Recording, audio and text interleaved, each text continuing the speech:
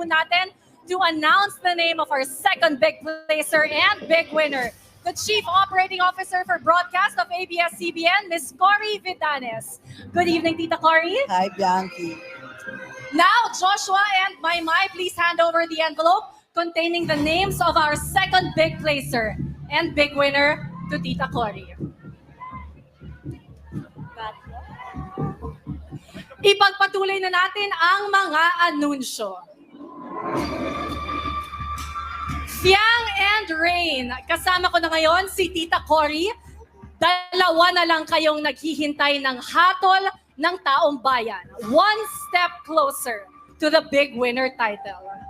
Kanino nga kaya ito nakatadhana at sino ang binoto ng taong bayan? Makinig ng mabuti, ang second big placer ay nakakuha ng 26.05% of the total